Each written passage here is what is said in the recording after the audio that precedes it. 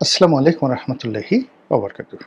সম্মানিত দর্শক, ইচ্ছে ছিল যে বিষয়টি নিয়ে ভিডিও করব না, কিন্তু দেশের মূলধারার গণমাধ্যম সহ বেশ কয়েকটি আন্তর্জাতিক গণমাধ্যমে বিষয়টি উঠে এসেছে এবং ভারত বাংলাদেশ দ্বিপাক্ষিক সম্পর্কের ক্ষেত্রে যে নতুন অশনি সংকেত দেখা দিয়েছে, সেই অশনি সংকেতের পরিণাম আগামী দিনে কত যে ভয়াবহ হতে পারে তা বর্তমানের এই নজিরবিহীন ঘটনাটি যা নিয়ে আজকে আলোচনা করব, সেই আলোচনার মধ্যেই নিহিত রয়েছে। আমরা দেশ হিসেবে, জাতি হিসেবে যদি এই বিষয়টি মোকাবেলা করতে না পারি এবং এই বিষয়গুলো নিয়ে যদি খোলামেলা আলোচনা করে শান্তিপূর্ণ উপায়ে বিষয়টির সমাধান বা নিষ্পত্তি করতে না পারি, তাহলে বৃহৎ প্রতিবেশী রাষ্ট্র ভারতের সঙ্গে আমাদের যে অসম অবস্থা রয়েছে কূটনীতি এবং অর্থনীতি এবং সামগ্রিক অবস্থা বিবেচনায়, তো তার ফলে কি হলো, এই শক্তিধর দেশটি আমাদেরকে যে সর্বনাশ করতে পারে সেই সর্বনাশ মোকাবেলা করার অবস্থা আমাদের নেই। বোঝার চেষ্টা করুন যে ক্ষোভ, ঘৃণা, প্রতিহিংসা, রাগ এই বিষয়গুলো ব্যক্তি পর্যায়ে যখন আসে এবং কোনো শক্তিশালী মানুষ যখন কোনো দরিদ্র মানুষের উপর তার ক্রোধ দেখাতে চায়, তছনছ হয়ে যায়। কোনো রাজা যদি কোনো প্রজার উপর ক্ষোভ দেখাতে চায়, ঘৃণা দেখাতে চায়, তাহলে সে প্রজার অস্তিত্ব থাকে না। আমরা বাংলাদেশে বসে যত বড় কথাই বলি না কেন, গাজওয়াতুল হিন্দের কথা বলি না কেন, নানা রকম ঘটনার কথা বলি না কেন, কিন্তু এই বাংলায় কখনই এমন কোনো ঘটনা ঘটবে না যা কিনা এই বাংলাদেশের অন্তত ২,০০০ বছরের যে জানা ইতিহাস অথবা ৫,০০০ বছরের সামগ্রিক ইতিহাস, যে ইতিহাসে কখনো যে ঘটনা ঘটেনি সে ঘটনা আগামীতেও ঘটবে না। এর কারণ হলো প্রকৃতি এমন একটা বিষয়, এখানে সূর্য পূর্ব দিকে উঠে পশ্চিম দিকে অস্ত যায়, কিয়ামত পর্যন্ত এভাবেই চলতে থাকবে।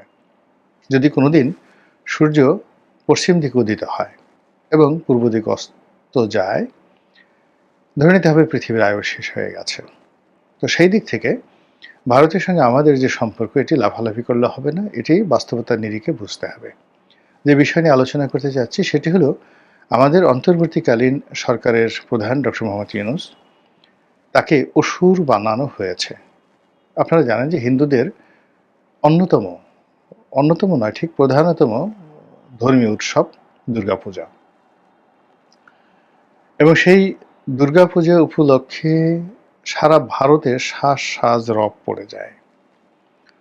বিশেষ করে উত্তর ভারতে, ভারতের যে উত্তর অংশ, সেখানে আপনি দিল্লি থেকে শুরু করে একেবারে আমাদের কলকাতা পর্যন্ত, এবং ভারতকে আমাদের বাংলাদেশকে কেন্দ্র করে যে ৭টি অঙ্গরাজ্য রয়েছে ভারতে, 7 সিস্টার, এখানে দুর্গাপূজা ভারতের হিন্দুদের জন্য সবচেয়ে বড় উৎসব। তো এই ঐতিহ্যবাহী দুর্গাপূজাতে অসুর রূপে, মানে খারাপ মানুষ, খারাপ, এর চেয়ে তার খারাপ হতে পারে না, যে অসুরকে তারা দমন করতে পারে না, মানুষ দমন করতে পারে না, সেই অসুরকে দমন করার জন্য দেবতার আশীর্বাদ দরকার, দেবীর আশীর্বাদ দরকার, এবং যেন তেন দেবী নয়, স্বর্গ থেকে নেমে আসা 10টি হাত যা রয়েছে, এই 10 ভুজা দুর্গা, হিন্দুদের বিশ্বাস অনুযায়ী একমাত্র সেই দুর্গাই পারে অসুরকে বধ করার জন্য। তো সেই দিক থেকে আমাদের ডক্টর মোহাম্মদ ইউনূসকে এইবারের দুর্গাপূজায় তারা যে অসুর, সেই অসুর বানিয়েছে, সেই অসুরের যে বধ করার জন্য তারা দুর্গা দেবীর সাহায্য চেয়েছে, এবং যেভাবে তাকে উপস্থাপন করা হয়েছে তাতে মানে আপনারা যারা ছোটকালে দেখেছেন যে দুর্গাপূজায় কিভাবে অসুরকে তৈরি করা হয়, আমরা সাধারণত কালো কুচকুচে একজন অসুরকে দেখি, লম্বা তার চুল, আমার ছোটকালে দেখেছি, বিশাল তার পেশিবহুল মানে স্বাস্থ্য, এবং সে যুদ্ধদেহী ভূমিকায় সে দাঁড়িয়ে আছে, এবং দেবী দুর্গা তার যে একটি হাত দিয়ে তার যে ত্রিশূল বা তার যে আমরা ঢাল, কাতরা, কাতরা বলি যেটাকে, লেজা বলি যেটাকে আঞ্চলিক ভাষায়। তো তার সেই যে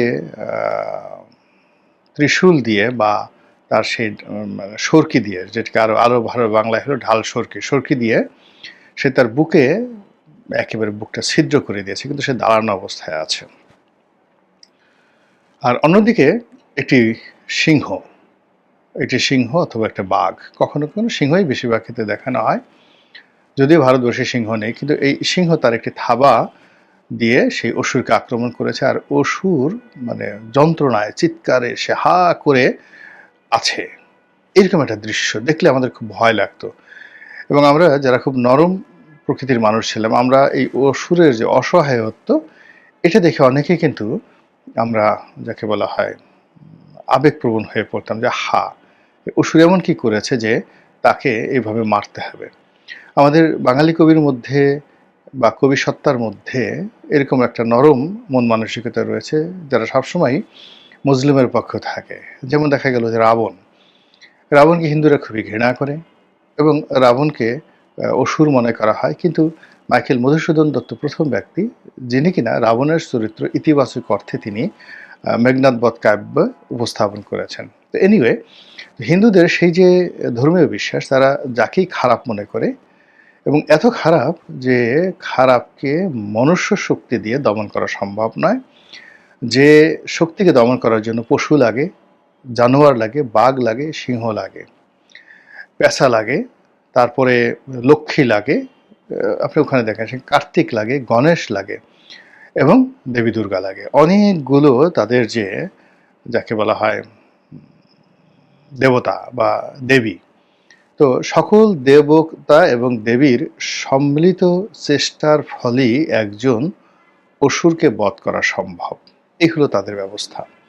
তো এখন সেই দিক থেকে যদি আপনি চিন্তা করেন যে বর্তমান ডক্টর মোহাম্মদ ইউনূসকে ভারত, যারা সাধারণ জনগণ, তারা মনে করছে যে ভারতের মিলিটারি দ্বারা, ভারতের সামরিক বাহিনী দ্বারা, বোমারু বিমান দ্বারা, ভারতের ট্যাঙ্ক দ্বারা, কোনো কিছু দ্বারা আসলে ডক্টর মোহাম্মদ ইউনূসকে ধ্বংস করা সম্ভব নয়। দ্বিতীয়ত, মানে নরেন্দ্র মোদী, অজিত দোভাল কিংবা অন্যান্য যে সমস্ত শক্তিধর মানুষদের কথা আমরা এখন এই মুহূর্তে জানি, তাদের কোনো কূটকৌশল দ্বারা ডক্টর মোহাম্মদ ইউনূসকে ধ্বংস করা সম্ভব নয়। ডক্টর ইউনূসের শক্তি, তার অসুরতা, তার শক্তিমত্তা এত বেশি যে Indian civil service, military service, judiciary service এবং ইন্ডিয়ার 130 কোটি মানুষ ইউনূসের একটা পশমও ছিঁড়তে পারবে না। এই হলো একটা ব্যাখ্যা। দ্বিতীয় ব্যাখ্যাটা হলো যে এখন ভারত কি করবে। গত 1 বছর ধরে ভারত যে চেষ্টা করেছে, তারা সেই চেষ্টায় ব্যর্থ হয়েছে। ব্যর্থ হয়ে এখন তারা দেবতাদের আশ্রয় নিয়েছে। যজ্ঞ, আগের দিনে যেটি হতো, যুদ্ধ করার আগে সেই রাজারা যজ্ঞ করতেন। এখন তারা ডক্টর মোহাম্মদ ইউনূসকে অপসারণ করার জন্য যজ্ঞ শুরু করেছে, এবং সেই যজ্ঞ দুর্গা পূজার মাধ্যমে শুরু হলো। এখন এবারে যে দুর্গা পূজা, সেই দুর্গা পূজায় যে ইউনূসকে যেভাবে উপস্থাপন করা হয়েছে, ডক্টর মোহাম্মদ ইউনূসকে যেভাবে উপস্থাপনা করা হয়েছে দেবী দুর্গার পায়ের নিচে, এবং আমি দেখিনি একজাক্টলি, কিন্তু ছবিটা যেভাবে আসছে এটা ভীষণ রকম আপত্তিকর। এতে করে বোঝা যাচ্ছে যে ইন্ডিয়ার, ভারতের যারা জনগণ, পশ্চিমবঙ্গের যারা জনগণ, তাদের ক্রোধ, ক্ষোভ, ঘৃণা সব কিছু উপচে পড়েছে ডক্টর মোহাম্মদ ইউনূসকে কেন্দ্র করে। এবং এটা ব্যক্তি ইউনূস নয়, এটা বলতে গেলে সামগ্রিকভাবে পুরো বাংলাদেশের মানচিত্রের উপর তাদের এই ক্ষোভ জন্ম নিয়েছে। ডক্টর মোহাম্মদ ইউনূসের সঙ্গে যে বিপ্লবীরা আছেন, তার সমর্থক যারা রয়েছেন, এবং এই মুহূর্তে তাকে যারা সমর্থন দিচ্ছেন, বিএনপি সমর্থন দিচ্ছে, জামাত সমর্থন দিচ্ছে, এনসিপি সমর্থন দিচ্ছেন, তাদের সবাইকে এখন ভারতের জনগণ শ্রেণী শত্রু মনে করে এই পূজা এবং পার্বণ তারা শুরু করেছেন। এটি গেল একটা অংশ। দ্বিতীয়ত, বাংলাদেশে এখনো প্রায় 10 থেকে 12% হিন্দু সম্প্রদায়ের লোক রয়েছে। তো বাংলাদেশে যে 10 থেকে 12% যদি হিন্দু সম্প্রদায়ের লোক হয়, তাহলে প্রায় 2 কোটি হিন্দু রয়েছে। এই 2 কোটি হিন্দু বলা হয় আওয়ামী লীগের ভোট ব্যাংক। এদের দ্বিতীয় পরিচয় হলো তাদের এক পা থাকে বাংলাদেশে, অন্য পা থাকে কলকাতাতে বা ভারতে। এটা হিন্দু বিরোধী যে রাজনৈতিক শক্তি তাদের বক্তব্য। কিন্তু আমি ব্যক্তিগতভাবে অনেক হিন্দুকে দেখেছি যাদের দেশপ্রেম আমাদের চাইতে অনেক অনেক বেশি। আর আমাদের দেশে হিন্দুদের যে সততা, অন অ্যাভারেজে তাদের যে সততা, এটি বলে শেষ করা যাবে না। হাজার বছর ধরে সেই মুঘল জমানাতে ট্রেজারি মানে রাজকোষের দায়িত্ব সাধারণত হিন্দুদেরকে দেওয়া হতো। বড় বড় মুসলমান জমিদার তাদের যে নায়েবগিরি, তাদের যে প্রধান চিফ সেক্রেটারি, এই দায়িত্বটি হিন্দুদেরকে দেওয়া হতো।